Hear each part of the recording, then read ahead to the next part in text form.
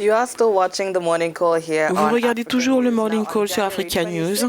Le 26 janvier, le monde célébrait la journée mondiale des douanes afin de reconnaître le rôle des agents et des agences de douane dans le maintien de la sécurité des frontières.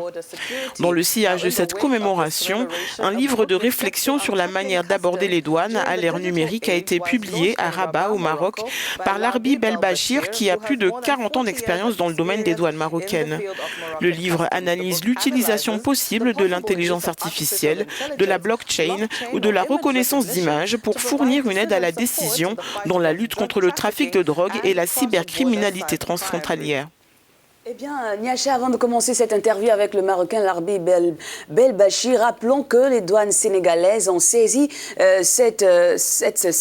de cette célébration une saisie record de chanvre indien de 10 tonnes en 2019 d'une valeur de plus d'1 million de dollars et célébration également de cette journée des douanes au Mali, en Guinée, en Gambie, bref, dans plusieurs pays africains ce 26 janvier, rendre encore plus opérationnelles les douanes africaines et prévenir au mieux les différents trafics aux frontières africaines.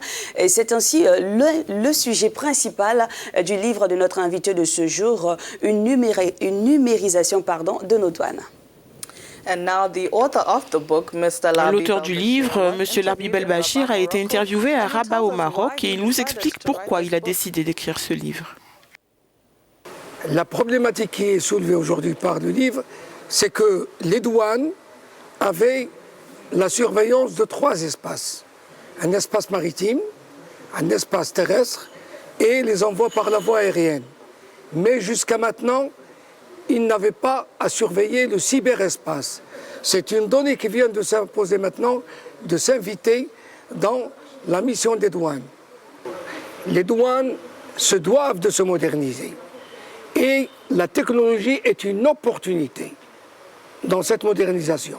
C'est un facteur clé, c'est un facteur de réussite, d'abord pour les facilitations dans le cadre de la Convention de Kyoto qui impose simplification des procédures et facilitation douanière et en même temps c'est une arme égale pour lutter contre les actes de cybercriminalité.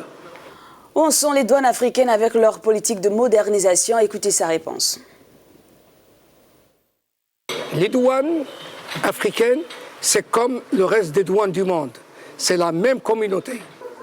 Les douanes africaines, d'abord, elles sont affiliées à l'Organisation mondiale des douanes, c'est-à-dire ce forum, cette plateforme où pratiquement s'analyse, s'examine, s'échange les solutions concernant la lutte contre un phénomène déterminé.